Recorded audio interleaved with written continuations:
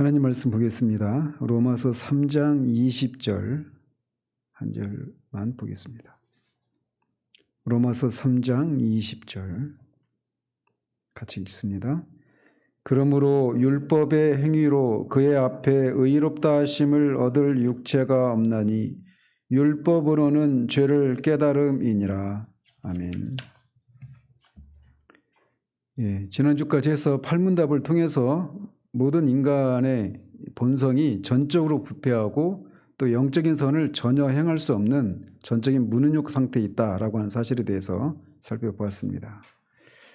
자, 오늘은 이제 구문답과 신문답을 통해서 과연 이렇게 전적으로 부패하고 무능력한 이 존재를 향해서 하나님이 율법을 지켜라 이렇게 말씀하시는 것이 과연 그게 무슨 의미가 있는가? 이런 반론에 대한 답을 찾아보도록 합니다. 먼저 구문답 같이 읽어보도록 합니다. 하나님께서 사람이 행할 수 없는 것을 그의 율법에서 요구하신다면 그것은 부당한 것이 아닙니까? 전혀 그렇지 않습니다. 하나님께서는 그것을 이행할 수 있도록 사람을 지으셨으나 사람이 마귀의 꾀임에 빠져 고의적으로 불순종함으로써 그 스스로 이 은사들을 빼앗겼으며 또한 그로 인하여 그 모든 후손도 이 은사들을 빼앗긴 것입니다. 자, 여기서 문제를 제기하고 있는 것은 질문의 요지는 이래요. 사람이 아담의 후손으로 태어난 인간이 중생하기 전에는 이렇게 본성이 전적으로 부패하고 전적으로 무능력한 상태에 있기 때문에 영적인 선을 전혀 행할 수 없다란 말이죠. 그런데 그런 죄인들에게 하나님께서 그의 율법에 완전히 순종해라 이렇게 요구하는 것이 부당한 건 아니냐 또는 부당한 건 아니라 하더라도 헛된 일 아니냐 이런 반론이 제기될 수 있다는 것이죠. 인간적으로 생각해 보면 그렇지 않겠어요? 아무것도 할 수 없는데 할 수 있는 능력이 없는데 그런 그 죄인에게 율법을 완전하게 순종해라. 이게 부당한 것처럼 또는 헛된 것처럼 보인다라는 거죠. 근데 그것에 대한 답을 이제 하고 있는 겁니다. 결론적으로 그렇지 않다라는 겁니다. 즉 부당하지도 않고 또 헛된 것도 아니다라고 하는 것을 이 구문답에서 답을 해주고 있는 거예요. 만약에 불가능한 일을 요구하거나 명령하는 것이라면 부당한 것이 사실이죠. 그죠? 팔이 없는 사람에게 팔을 가지고 할 수 있는 일을 요구하는 거, 이건 부당한 거예요. 따라서 인간적으로 생각해 보면 율법을 행할 수 있는 능력이 전혀 없는데 율법을 완전하게 순종해라 이렇게 요구하신단 말이죠, 하나님이. 근데 그게 그런 경우에 어떤 경우에 부당하다고 말할 수 있느냐라는 겁니다. 만약에 불가능한 일을 요구한다라면 부당한 건 사실이에요. 그렇죠? 그렇지만 만약에 그것을 행할 수 있는 능력을 주시고 나서 그것을 행하라라고 한다면 그건 부당한 명령이 아니죠. 그리고 그 능력을 주었는데 인간이 스스로 이렇게 마귀의 그런 꾀임에 빠져서 하나님이 되고자 하는 그런 교만함을 인해서 그 율법을 행할 수 있는 능력을 잃어버렸단 말이에요. 그렇기 때문에 아예 능력을 안 줬던 것이 아니라 능력을 줬는데 인간의 탐욕으로 말미암아서 그 능력을 잃어버렸기 때문에 그 잃어버린 사람에게 완전한 율법을 완전하게 순종해라 이렇게 말하는 것은 부당한 것이 아니다라는 거죠. 그리고 이 율법을 행할 수 없는데도 율법을 완전하게 순종하라 이렇게 요구하고 있는 그 궁극적인 목적이 무엇인가를 알면 율법을 행할 수 있는 능력이 없는 그 사람에게 율법을 완전히 순종하라 이렇게 명령을 내리는 것이 부당하지도 않고 헛되지도 않다라는 겁니다. 그 내용들을 우리가 살필 겁니다. 먼저 이 명령이 부당한 명령이 아닌 것은 하나님이 사람을 하나님의 형상으로 지으셨을 때 그는 하나님의 뜻에 순종할 수 있는 능력이 있었습니다. 이때는 기록된 율법은 없었지만 하나님의 뜻이 무엇이었어요? 선악을 알게 하는 나무의 열매는 따먹지 말라라고 하는 것이었습니다. 단 하나의 명령이었어요. 단 하나의 명령이었지만 그 명령의 본질은 뭐냐? 나는 창조주이고 너는 피조물이니까 피조물인 너는 창조주인 나의 명령에 순종해야 된다. 절대적으로 순종해야 된다. 하나님의 뜻에 순종해야 된다라고 하는 것 그 한 가지였던 거죠. 그래서 처음에 아담이 동산에 있는 모든 나무의 열매는 다 임의대로 자기 마음대로 따먹을 수 있지만 동산 중앙에 있는 그 선악을 알게 하는 나무의 열매를 볼 때마다 우리가 흔히 생각하는 것처럼 하나님이 왜 저걸 따먹지 못하게 했을까라고 하면서 또는 내가 저거를 아예 두지 않았으면 내가 그거를 따먹을 일도 없었을 것인데 이런 생각을 하면서 그 나무를 바라보던 것이 아닙니다. 아담은 그 나무를 바라볼 때마다 그 나무가 상징하는 바 하나님이 창조주 하나님이시고 자신은 그 창조주 하나님의 뜻에 절대적으로 순종해야 되는 피조물이라고 하는 그 사실을 상기시켜주는 그런 역할을 했던 것이 선악을 알게 하는 나무의 열매예요. 그런 의미에서 선악을 알게 하는 나무는 에덴 동산에 있었던 최초의 어떤 그 성만찬과 같은 성만찬이 아니라 성례와 같은 성례전적인 그런 의미가 있는 나무였던 거예요. 성례전이라고 하는 게 그거잖아요. 그죠? 그래서 그는 오히려 타락하기 전에 아담은 선악을 알게 하는 나무의 열매를 바라볼 때마다 하나님의 하나님 되심 그리고 자신의 피조물됨을 인정하면서 그 하나님의 하나님 되심을 인정하고 그분을 예배하고 경배하는 그렇게 하나님을 예배하는 기전으로서 역할을 했던 것이 선악을 알게 하는 나무의 열매였던 겁니다. 그리고 그것을 따먹지 않을 수 있는 즉 따먹지 않는 것을 통해 하나님의 뜻에 순종할 수 있는 능력을 이미 부여받았던 거예요. 그는 의와 거룩함과 진실함이 있어서 하나님의 형상을 따라서 지음받은 존재였기 때문에 그렇습니다. 그렇기 때문에 그것을 행할 수 있는 능력이 있었기 때문에 그 율법을 완전히 순종하라라고 하는 이 명령이 부당한 것이 아니라는 거예요. 물론 아직 그럼에도 불구하고 어떤 반론이 있습니다. 이 답에 대해서. 이 반론은 뒤에서 더 살펴보도록 하고요. 어쨌든 그렇게 순종할 능력을 타락하기 전에 우리의 시조에게 주셨단 말이죠. 그러므로 사람이 자신의 과오와 자유의지로 자신이 부여받은 이 능력을 스스로 저버렸고 또 스스로 하나님의 율법에 완전히 순종할 수 없는 그런 상태로 전락하고 말았던 겁니다. 그렇기 때문에 하나님께서 그 율법에 완전히 순종할 것을 요구하는 것이 부당한 것이 아니다. 이렇게 말씀드릴 수 있는 거예요. 그런데 이제 이런 반론을 제기할 수 있죠.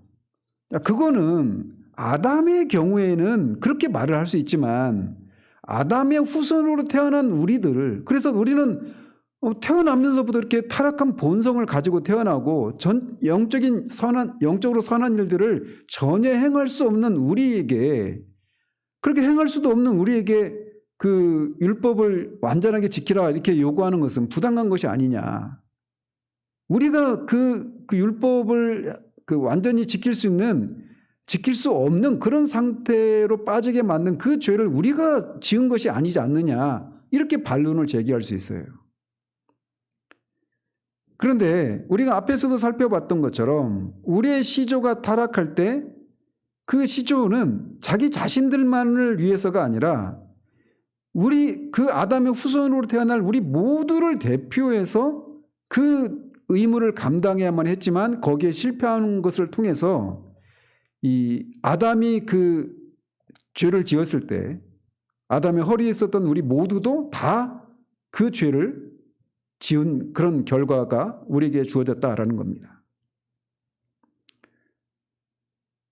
그렇기 때문에 우리가 스스로 이 죄를 가져온 것이 아니다, 이런 반론을 우리가 제기할 수가 없는 거예요.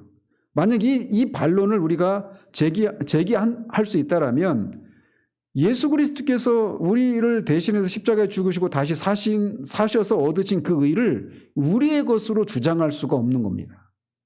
첫 번째 아담과의 관계 속에 우리가 아담과의 연합관계에 있었기 때문에 아담이 한 결과가 우리의 것이라고 하는 것이 인정이 되지 않으면 두 번째이자 마지막 아담이신 예수 그리스도께서 하신 일들이 우리의 것이다라고 주장할 수가 없단 말이죠. 그래서 아담에게, 우리가 비록 그때 태어나지 않았지만 아담에게 그 율법을 완전하게 순종할 수 있는 능력을 주신 그 하나님이 율법을 완전히 지키라, 이렇게 명령을 내리시는 것이 부당하다라고 말할 수가 없다는 거예요. 설령 타락으로 말미암아 우리가 그런 율법을 행할 수 있는 능력이 없다 하더라도 말이죠. 왜? 그 능력을 하나님이 주셨었기 때문에 그렇다라는 겁니다. 그렇다면 또 이렇게도 반론을 제기할 수 있어요. 그래, 좋다, 그걸 인정하자고요.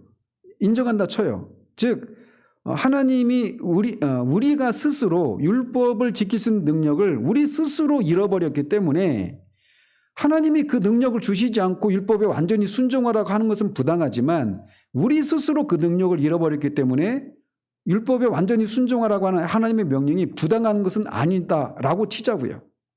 치는 게 아니라 사실 맞는데 100번 양보해서 그렇게 치자고요. 근데 이렇게도 반론을 제기할 수 있어요. 뭐냐? 근데 어쨌든 우리가 율법을 완전하게 순종할 수 있는 건 아니지 않느냐. 율법을 완전히 순종하는 것이 불가능한데 율법에 완전히 순종하라고 하는 것이 헛된 명령이 아니냐. 부당한 건 아니라 치더라도 헛된 명령이 아니냐. 왜? 아무리 명령을 내려봐야 그 명령에 따른 결과가 일어날 수가 없으니까 말이죠. 이렇게 질문을 할 수 있어요. 그렇죠? 그런 질문에 대해서 우리는 두 가지로 대답할 수가 있습니다. 첫 번째로는 하나님이 명령하시는 바를 우리가 이행하지 않는다 할지라도 하나님의 명령이 헛되지 않다라는 겁니다. 왜? 하나님이 우리가 이 율법에 완전히 순종할 수 없다라고 하는 것을 아심에도 불구하고 율법에 완전히 순종하라고 요구하시는 그 목적이 있기 때문에 그렇다는 겁니다. 그리고 그 목적은 율법을 지킬 수 없는 죄인들에게 율법을 완전히 순종하라고 그렇게 명령을 내리실 때는 의인을 향해서 그리고 악인을 향해서 각각 다른 목적들을 가지고 그 율법에 순종하라고 요구하신다라는 거예요.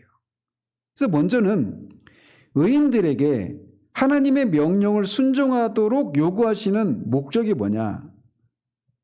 첫 번째로는 그런 명령을 내리는 것을 통해서 율법을 지키라고 하는 그런 명령을 내리는 것을 통해서 그것을 지킬 수 없는 우리의 연약함과 무능력함을 시인하도록 하기 위해서다라는 겁니다. 그게 바로 오늘 본문에 나오는 거예요. 그러므로 율법의 행위로 그의 앞에 의롭다 하심을 얻을 육체가 없나니 율법으로는 죄를 깨달음이니라. 율법을 지킬 수 없는데 율법을 완전히 순종하라고 하면서 율법을 주신 목적이 이거라는 거예요. 우리가 이 율법을 지킬 수가 없구나. 이거를 우리의 연약함과 무능력을 우리가 여전히 율법을 지킬 수 없는, 그래서 율법의 정죄 아래 있는 죄인이구나라고 하는 것을 깨닫도록 하시기 위해서 율법을 주시고 그것을 완전히 순종하라고 명령을 내린다는 겁니다. 그러니까 율법을 지켜서 구원에 이르는 그런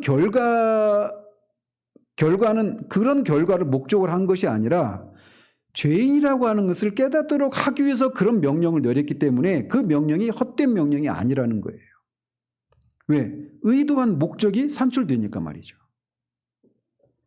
두 번째로는 율법을 지킬 수 없음에도 불구하고 율법을 완전히 지키라, 완전히 순종하라 이렇게 주는 그런 명령을 내리는 게 헛된 것이 아닌 것은 뭐냐면 타락하기 전에 우리들의 상태가 어떤 상태였는가를 알도록 하기 위해서도 율법을 주셨다라는 겁니다. 율법을 지킬 수 없는 우리들의 모습을 보는 것은 또 반대로 그 원인이 내 안에 있는 죄 때문이구나라고 하는 것을 알고 만약에 죄가 없었다라면 이 율법을 우리가 완전히 지킬 수 있었지 않았을까라고 하는 생각에 도달한다는 겁니다. 그런 것을 깨닫도록 하기 위해서 율법을 지킬 수 없는 우리에게 율법을 완전히 지키라 이렇게 말하고 있기 때문에 이것 또한 헛된 명령이 아니라는 거예요. 무슨 말씀인지 아시겠죠? 자, 그리고 세 번째로 율법을 지킬 수 없는 우리에게 율법을 지키라 이렇게 명령을 내리는 게 헛된 명령이 아닌 세 번째 이유는 하나님께 우리가 가장 먼저 구해야 할 것이 무엇인가를 알도록 하기 위해서 율법을 지키라고 명령을 내리셨다는 겁니다. 그게 뭡니까? 우리가 하나님께 가장 우선적으로 구해야 될 게 뭐겠어요? 내가 율법을 지킬 수 없는 그런 부패한 본성을 가진 죄인이구나 라고 하는 것을 깨닫도록 하기 위해서 율법을 주셨기 때문에 그 깨달음은 결국 뭘 요구하는 대로 갈까요? 우리에게 새로운 본성을 주시지 않는 한 내가 하나님의 율법을 완전히 지킬 수 없다라고 하는 것을 알고 그것을 구하도록 하기 위해서 율법을 지킬 수 없는 우리에게 율법을 지키라고 명령을 내리셨다는 겁니다. 그래서 이 목적이 산출되기 때문에 이 명령이 헛된 명령이 아니라는 거예요. 아시겠죠?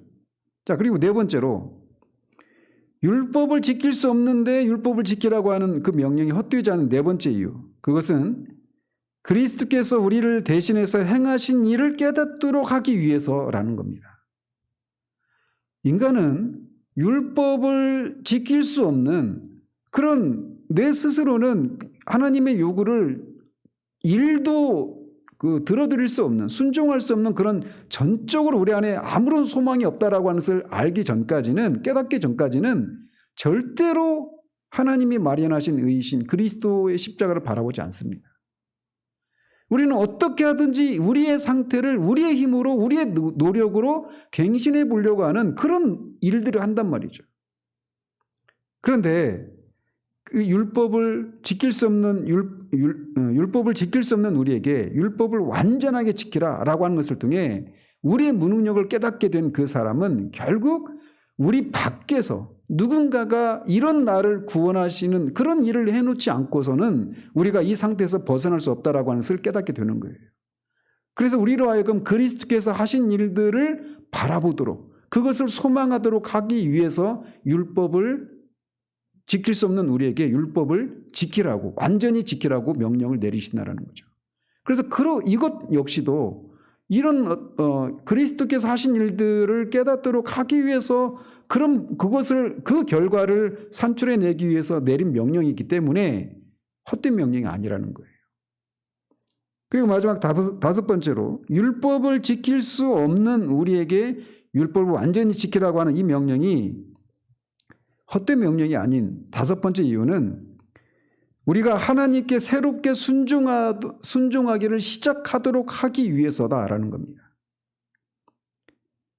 이것은 이제 이 구속의 은혜를 입은 사람들에게 해당이 되는 거죠. 그래서 우리가 그리스도의 그 십자가를 통해서 이루어진 그 일들을 믿음으로 우리가 율법의 정죄에서 벗어나고 이제 구원받은 사람으로서 하나님을 기쁘시게 섬기고자 하는 그런 새로운 본성을 부여받습니다. 그런데 그때 우리가 그렇다면 우리는 하나님을 어떻게 기쁘시게 해드릴까? 라고 하는 문제가 우리 가운데 제기돼요. 그렇죠? 구원받은 사람은 당연히 자신을 구원해 주신 하나님을 위해서 살고 싶은 마음이 일어나게 되는 겁니다. 그런데 바로 그런 사람들에게 하나님께 새롭게 순종하기를 시작하도록 하기 위해서 율법을 완전히 지키라고 말씀하시는 거예요. 그러니까 이것은 율법의 칼빈이 말한 것처럼 율법의 3용법에 해당되는 거겠죠. 삶의 규범으로서의 율법. 자, 이렇게 의인들을 향해서 이런 결과들을 산출하도록 하기 위해서 율법을 지킬 수 없는 우리들에게 율법을 지키라고 명령을 내리시기 때문에 그리고 그 명령에 따라 실제로 이런 결과들이 도출되기 때문에 이 명령이 헛된 것이 아니다라고 말할 수 있다는 거예요. 자, 그리고 악인들의 경우에도 마찬가지입니다. 악인들의 경우에도 율법을 지킬 수 없는 것은 매 한 가지예요. 그런데 악인들에게 율법을 완전히 순종할 것을 요구하는 것은 의인들을 향해서 그 명령을 내리는 것과는 다른 목적을 가지고 그 명령을 내리는 겁니다. 그게 뭐냐? 첫 번째로는 그들을 정죄하는 데에 하나님의 공의가 드러나도록 하기 위해서. 그래서 하나님의 뜻이 무엇인지를 몰라서 나는 하나님의 뜻을 순종하지 못했어요 라고 하는 핑계를 댈 수가 없게 만드는 겁니다. 그래서 율법을 지켜야 되는데 지킬 수 없는 그 악인들에게 그 명령을 내려서 그들이 하나님의 뜻이 그것인데 그것을 지키지 않은 그들의 불순종에 대해서 하나님이 심판을 내리신 것이 공의로운 것이다 라고 하는 것을 드러내기 위한 목적으로 율법을 지킬 수 없는 악인들에게 율법을 지키라 이렇게 명령을 내리신다는 거예요. 그렇기 때문에 이런 목적이 또 산출되기 때문에 이 명령이 헛된 명령이 아니다 이렇게 말할 수 있다는 거죠. 그리고 서구적인 측면에서 보면 율법을 지킬 수 없는 그 악인들에게 율법을 지키라라고 이렇게 명령을 내리시는 것은 외형적인 그런 선한 모습과 질서가 보존되도록 하는 그런 효과는 있다는 겁니다. 그러니까 하나님이 받으실 만한 그런 영적인 선은 행할 수는 없지만 율법을 어기면 이런저런 형벌을 받는다라고 하는 그런 두려움 때문에 외형적으로 하나님이 받으실 만한 그런 선은 아니지만 외형적으로라도 그 법을 지키고 그래서 질서가 보존되고 사회가 보존되는 그런 효과를 창출하기 때문에 이 율법을 지키라고 명령을 내리는 것이 헛된 명령이 아니다. 이렇게 대답할 수가 있는 거예요. 이것은 이제 율법의 제2기능, 그 경찰의 기능이라고 할 수가 있습니다. 우리가 경찰이 있을 때 앞에 있으면 속도를 줄이고 교통 질서를 잘 지키려고 하잖아요. 경찰의 존재가 그런 효과를 만들어내는 것처럼 율법이 그런 효과를 만들어낸다는 겁니다. 그런 의미에서 율법, 그 악인들과 의인들에게 각각의 그런 목적을 산출하기 위해서 율법을 지킬 수 없는 그들에게 율법을 지키라고 이렇게 말씀하고 있기 때문에 그 명령이 헛된 명령이 아니다. 이렇게 첫 번째로 말할 수 있어요. 자, 그리고 큰 두 번째로 이 지킬 수 없는 사람에게 율법을 지키라고 명령을 내리는 것이 그 헛된 것이 아닌 두 번째 이유는 뭐냐면 이 불가능한 일들을 하는 하나님이 헛된 명령을 내리는 것이다. 이렇게 말하는 것은 어떤 걸 깔고 말하는 거예요? 그러니까 명령을 내려봐야 아무런 일도 일어날 수 없다. 이렇게 그런 전제를 깔고 말하기 때문에 그런 전제를 깔고 말하는 거잖아요. 그죠?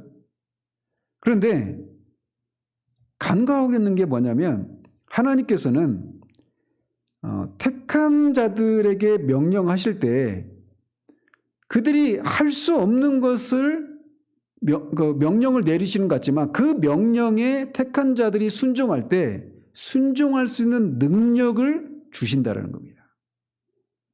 그러니까 우리가 예수 그리스도를 믿으라라고 하는 이런 복음을 전할 때도 마찬가지예요. 복음을 믿을 능력이 없죠. 단적인 예가 누가복음에 나오는 것처럼 한편 손 마른 사람이 안식일에 주님께 찾아왔어요. 손이 말라서 손을 펼 수가 없는 사람입니다. 근데 그 사람에게 예수님이 내 손을 내밀라 이렇게 말씀하신단 말이에요. 근데 마찬가지로 그 상황은 율법을 지킬 수 없는 사람에게 율법을 지키라고 명령을 내리는 것과 똑같은 상황이에요. 그죠? 근데 그 한편 손 마른 사람이 아니 손을 펼 수 없어서 지금 내가 당신을 찾아온 게 아닙니까? 그런데 나한테 그런 능력이 없는데 어떻게 손을 펴라고 그렇게 명령을 내리십니까? 이건 부당하고 헛됩니다. 이렇게 말하지 않고 그 명령에 순종해서 손을 내밀었더니 손이 펴져 버렸습니다. 즉 주님이 그때 그 명령을 내리시고 그 명령에 그가 순종할 때 그 명령에 순종할 수 있는 능력이 그에게 그 순간에 부여된 거란 말이죠. 그래서 마찬가지로 율법을 지키라고 이렇게 명령을 내리시는 하나님은 그 명령에 순종하는 자들에게 순종할 수 있는 능력을 주시는 거예요. 뿐만 아니라 복음으로 말미암아서 그들 속에서 순종이 시작되도록 하시고 결국 그 순종을 완성시키신다라는 겁니다. 그래서 이것은 나중에 이제 그리스도인의 그 선행과 관련해서도 이게 굉장히 중요한 내용입니다. 우리가 우리 힘으로는 그 하나님의 명령을 단 하나도 이루어드릴 수가 없어요. 죄를 죽일 수도 없고 실제적인 거룩함을 이루어갈 수도 없어요. 하나님의 뜻을 순종할 수 없습니다. 그런데 하나님은 우리에게 죄를 죽이라고 하시고 또 성화를 이루어 가시라고 하셔요. 그럴 때 우리가 그 하나님의 명령에 순종할 때 하나님은 그 명령을 순종할 수 있는 능력을 우리에게 주시기 때문에 그리스도인은 선을 행할 수 있게 된다는 겁니다. 그렇기 때문에 이 하나님이 율법을 지킬 수 없는 사람에게 율법을 지키라라고 말하는 것이 헛된 명령이 아닐 수 있는 것은 그 명령에 순종하는 자들에게, 특히 택한 백성에게 그 명령이 그들이 순종할 때 그 능력을 같이 순종할 수 있는 능력을 주시기 때문에 헛된 명령이 아니다 이렇게 말할 수 있는 거예요. 그래서 어거스틴은 이렇게 말을 했습니다. 어거스틴은 주여 주께서 명령하시는 바를 주시며 주께서 뜻하시는 바를 명령하시며 그리하여 주께서 헛되이 명령하시지 마옵소서. 그러니까 이 말 속에 지금 제가 말한 내용이 다 농축되어 있는 거죠. 그렇기 때문에 오히려 이 불가능한 요구야말로 오히려 큰 은덕이다 이렇게 말할 수가 있는 거예요. 우리 율법을 지킬 수 없는 우리에게 율법을 지키라고 율법을 주신 것이 하나님의 큰 은혜라는 겁니다. 우리를 정죄하고 우리의 무능력과 연약함을 깨닫도록 하는 것이 최종적인 목적이 아니라 그런 우리를 그런 상태라고 하는 것을 깨닫게 하시고 우리 그리스도를 의지하게 하시고 그리고 그 뜻에 순종하고자 하는 그런 마음을 일으키시면서 그렇게 순종할 때 순종할 수 있는 능력이 우리 가운데 생겨나기 때문에 지킬 수 없는 자들에게 율법을 완전히 지키라고 명령을 내리시는 것은 오히려 부당하지도 않고 헛되지 않을 뿐만 아니라 하나님의 크신 은혜다 이렇게 말할 수 있다는 거예요. 이게 구문답에서 다루고 있는 내용들입니다. 자, 신문답을 같이 보시죠. 하나님께서는 그런 불순종과 배도를 벌하지 않은 채로 그냥 두시겠습니까? 결코 그렇지 않습니다. 하나님은 우리의 원죄와 자범죄에 대해 심히 진노하시며 그리하여 그가 친히 누구든지 율법책에 기록된 대로 모든 일을 항상 행하지 아니하는 자는 저주 아래에 있는 자라고 선언하신 대로 이 땅에서 그리고 영원토록 의로운 심판으로 그들을 벌하실 것입니다. 자, 신문답에서 다루고 있는 것은 하나님께서 이 불순종과 배도, 그러니까 죄에 대해서 하나님이 심판을 하시느냐, 심판하신다라면 어떻게 심판하시느냐 이 내용을 압축적으로 다루고 있습니다. 결론적으로 말씀을 드리면 하나님께서는 죄에 대해서 심판을 내리시는데 형벌을 내리시는데 세 가지 방식으로 내리신다는 겁니다. 그것은 지극히 심하게 그리고 정의롭게 그리고 확실하게 형벌을 내리신다는 겁니다. 심하고 정의롭고 확실하게 내리신다라는 거예요. 먼저 하나님은 죄를 지극히 심하게 죄에 대해서 형벌을 내리시는데 그 형벌이 현재의 형벌과 영원한 형벌로서 그 죄에 대해서 형벌을 내리신다는 겁니다.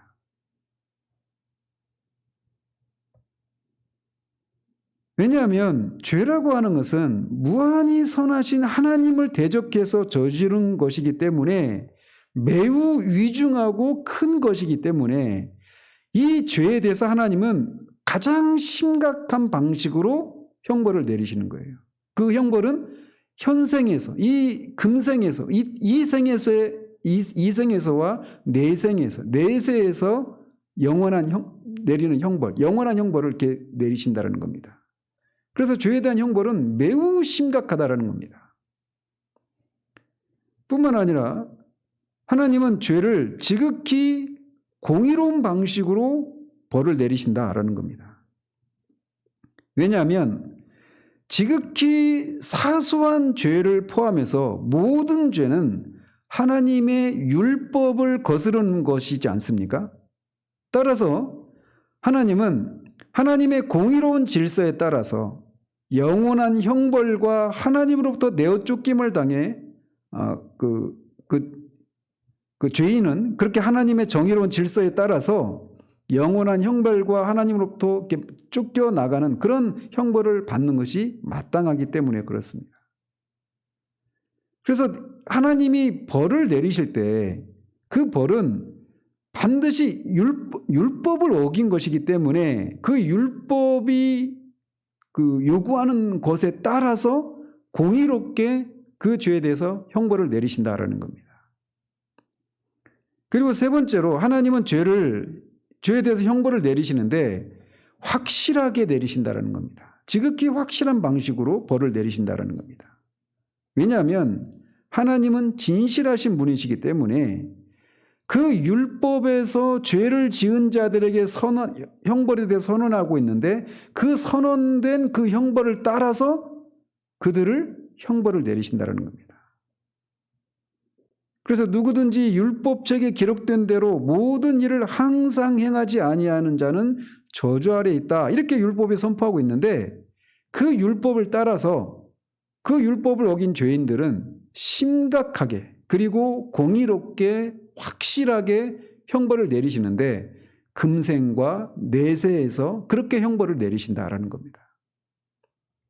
자, 그런데 이렇게 반론을 제기할 수 있어요. 어떤 거냐? 많은 사람들이 넘어지는 것 중에 하나죠. 뭐냐면 악인이 죄를 지은 악인이 금생에서 당연히 형벌을 받아야 되는데 그렇지 않는 것처럼 보인다는 겁니다. 오히려 악인이 번영을 누리고 형통하고 형벌을 받지 않고 그냥 잘 나가는 그런 경우들이 많다라는 거예요. 그리고 그런 것들이 많은 것처럼 보이니까 악인들이 겁없이 그런 일들을 하는 거예요. 그렇기 때문에 이 답에서 말하고 있는 것처럼 모든 죄에 대해서 하나님이 심각하고 공의롭게 그리고 확실하게 금생과 내생에서 형벌을 내린다라고 말할 수 없지 않느냐 이렇게 질문을 할 수 있단 말이죠. 그런데 결국 그들도 악인들도 형벌을 받는다라는 겁니다. 궁극적으로는 내세에서 이런 형벌을 받지만 금생에서도 악인들도 형벌을 받는다라는 거예요. 문제 제기할 수 있죠. 아니, 악인들이 형벌을 받지 않는 것처럼 보이는데요. 저는 이번에 그 전두환 씨 그 손자가 전우원 씨가 지금 자기 할아버지가 학살자고 이 광주 민주화 운동의 그런 그 주범이고 하면서 자신도 죄인이고 막 이런 고백을 하는 걸 보면서 하나님 앞에 한켠에는 감사한 마음이 있어요. 그 얘기를 하려면 막 뭐 많은 얘기를 해야 되는데 어떤 면에서 그러냐면 그 아버지가 그 전도사예요. 그러니까 그 전우원 씨 아버지 전재용 씨죠. 제가 그 인터뷰하는 걸 봤습니다. 아주 유명찬 목사님과 인터뷰하는 장면을 봤는데 제가 그 인터뷰를 보면서 굉장히 엄청 고통스러웠어요, 저는. 그러니까 아니 명백한 큰 죄에 대해서 회개도 하지 않는데 신학을 하고 그 전도사가 되겠다, 목사가 되겠다. 그리고 그것을 그 유명찬 목사님이 격려해주고 이런 모습을 보면서 우리 시대의 전형적인 회개 없는 구원의 전형적인 모습을 보는 것 같아서 정말 고통스러웠습니다. 그게 작년인가 그랬어요. 그런데 그 전재용 씨 아들인, 그러니까 전도연의 입장에 보면 손자죠. 전우원 씨가 그걸 보면서 자기 아버지가 그 이면에 있는 그 모습, 그 죄에 대해서도 인정하지 않고 비자금으로 지금 여전히 그런 떵떵거리는 삶을 살고 있고, 이 신학을 통해서 전도사라고 하는 신분을 통해서 이 불법한 방식으로 미 영주권을 취득해가지고 이 법망을 피해가려고 하는 이런 것들을 까발리고 있잖아요. 근데 제가 말씀드리고 싶은 포인트는 뭐냐면,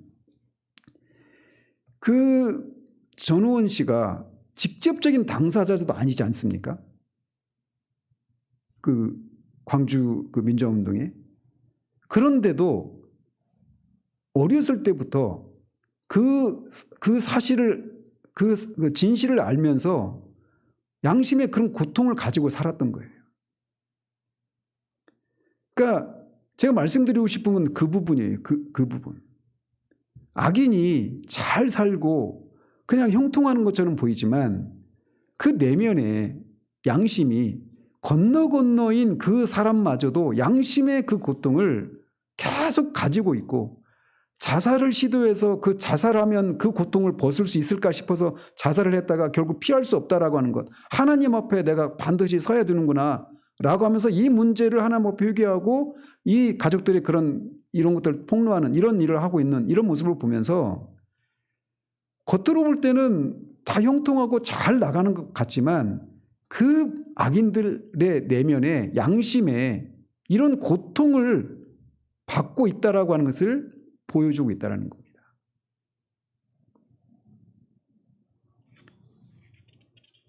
그래서 겉으로는 이 현생에서도 악인들이 형통하고 그래서 벌을 받지 않는 것처럼 보이지만, 그래서 어떤 이 세상에 어떤 그런 하나님이 심판을 내렸다라고 말할 수 있는 어떤 외형적인 모습이 우리 눈에 보이지 않아서 그렇게 생각할 수 있지만, 사실 그 내면에는 그런 양심의 고통을 겪고 있다는 겁니다.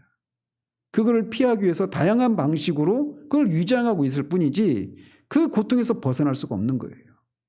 물론 내세에서는 더 큰 형벌을 받게 되겠죠. 그래서 악인들이 하나님이 죄에 대해서 심각하게 그리고 공의롭게 확실하게 심판을 내린다 이렇게 답을 했는데, 악인들이 형통하고 있는 악인들은 거기에서 벗어나는 거 아니냐 이렇게 반론을 제기하는 것에 대해서 그렇지 않다 이렇게 답할 수 있다는 겁니다. 두 번째로 이런 반론을 제기할 수도 있어요. 뭐냐면 하나님께서 죄에 대해서 두 가지로 벌을 내리신다고 그랬죠. 현재의 형벌과 영원한 형벌, 금생에서의 형벌과 내세에서의 형벌, 이 두 가지를 내린다라는 거예요. 여기에 대해서 동의하십니까? 죄인에 대해서? 그런데 이렇게 문제를 제기할 수 있는 거예요. 뭐냐? 동일한 범죄에 대해서 두 번씩이나 벌하는 게 아니냐. 금생에서도 그 동일한 죄에 대해서 금생에서도 형벌을 받고 내세에서도 그런 형벌을 받는 것은 이거 부당한 거 아니냐라는 거죠. 우리나라도 그 사법체계에서 일사부재리의 원칙이라고 하는 게 있잖아요. 근데 하나님이 어떻게, 공의로우신 하나님이 한 가지 범죄에 대해서 두 번이나 형벌을 내릴 수 있느냐. 이 현생에서 그렇게 벌을 내렸으면 됐지. 아니면 영원한 세상에서 영원한 형벌을 내리시더니 둘 중에 하나만 해야지. 어떻게 세상에서 다 그렇게 형벌을 내릴 수 있느냐. 이건 부당하지 않느냐. 이렇게 문제 제기할 수 있다는 겁니다. 그런데 이것에 대해서도 우리는 아니다라고 답을 할 수 있어요. 왜 그러느냐. 하나님께서 악인에게 금생과 내생에서 형벌을 내리시는 것이 이렇게 우리 눈에는 나눠져 있잖아요. 그래서 금생에서 내리는 형벌과 내생에서 받게 되는 형벌이 서로 분리되어 있는 것 같지만 결국은 하나로 연결되어 있다는 겁니다. 모두가 하나의 형벌이라는 거예요. 하나의 범죄에 대해서 금생에서부터 시작된 그 형벌이 영원한 세계에서도 이어진다는 겁니다. 그래서 하나의 범죄에 대해서 두 번 형벌을 내리는 게 아니라는 겁니다. 왜 그럴까요? 하나님께 지은 그 죄가 현생에서 벌을 받는 것으로 형벌을 다 받을 수 있는 것이 아니기 때문에 그래요. 하나님께 지은 죄는 아무리 사소한 것이라 하더라도 영원이라고 하는 시간을 요구합니다. 그래서 악인이 금생에서 죄를 짓는 것은 영원한 형벌의 시작에 불과하다는 겁니다. 그래서 이게 각각 2번 형벌을 내리는 것처럼 보이지만 사실은 하나라는 거예요. 또 이렇게 질문을 내릴 수도 있어요. 죄가 똑같은 죄는 아니지 않느냐. 죄에도 경중이 있지 않느냐.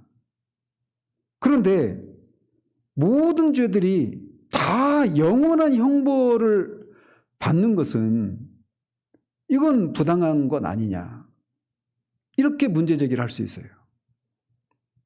근데 이것도 모든 죄는 지극히 그 사소한 죄라도 영원한 형벌을 받아 마땅하다라고 하는 답에 다 걸립니다.